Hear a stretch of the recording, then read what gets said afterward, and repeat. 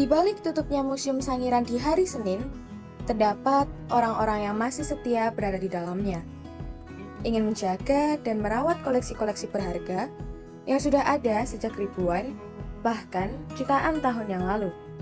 Orang-orang ini dikenal sebagai konservator.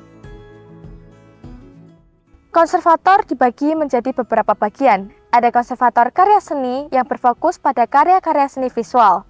Ada konservator arkeologi yang berfokus pada benda artefak bersejarah dari penggalian arkeologi. Lalu ada konservator dokumen yang berfokus pada perawatan dokumen, manuskrip, kertas, dan buku bersejarah. Lalu ada konservator tekstil yang berfokus pada pakaian, kain, dan tekstil bersejarah lainnya. Dan yang terakhir, ada konservator antropologi yang berfokus pada perawatan fosil-fosil manusia.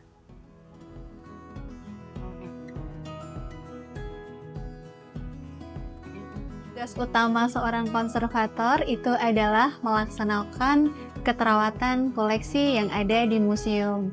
Jadi ini mencakup banyak hal. Keterawatan koleksi itu mulai dari konservasi preventifnya, konservasi kuratifnya, dokumentasi koleksi, dan pengelolaan koleksi, sehingga akan terintegrasi jadi satu. Konservator tugasnya untuk merawat koleksi tentunya ya. Jadi seperti hari ini tadi, hari Senin, kami melaksanakan monitoring koleksi. Itu dari pagi kami koordinasi dulu dengan rekan-rekan yang akan kami ajak untuk monitoring atau maintenance koleksi rutin. Kemudian kami persiapan di laboratorium untuk alat bahannya, lalu akan mengeksekusinya sekitar pukul 8:30. Kami kemudian keliling untuk display 1, 2, 3 di Museum Sangiran ini. Selepas itu selesai, kemudian kami akan membuat laporannya. Jadi laporan iklim mikronya, laporan kerusakan, laporan pembersihan, itu akan dibuat laporan.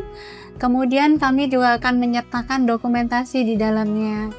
Dan tidak hanya sebatas itu, karena kami ada target untuk konservasi fosil. Jadi baik preventif maupun kuratif ada targetnya masing-masing. Selain monitoring tadi, kami ada target untuk konservasi preventif dan kuratif. Itu tentu saja kami melakukan kegiatan itu selain monitoring. Jadi di konservasi itu kami akan melakukan rekam data konservasi. Jadi kami akan melakukan pendataan di tiap-tiap koleksi. Karena Sangiran itu kan sampai sekarang koleksinya masih ada terus ya, masih ada penyerahan dari masyarakat maupun koleksi in situ. Kami ekskavasi ke lapangan, itu membutuhkan konservasi. Nah, itu akan dimasukkan ke dalam database.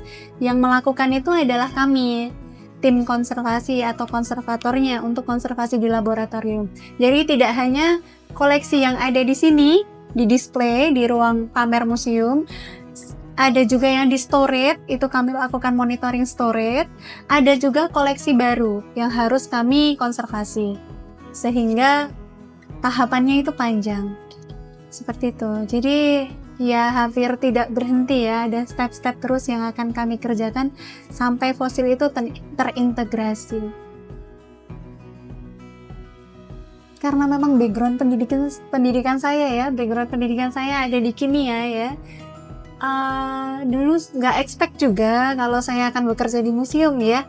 Saya tidak mengetahui kalau museum itu membutuhkan tenaga kimia ya. Yang saya tahu museum itu arkeologi, sejarah, paleontologi gitu. Tapi ternyata itu untuk perawatan koleksi itu membutuhkan tenaga ahli yang kompleks dari semua disiplin ilmu gitu. Jadilah saya in charge di laboratoriumnya.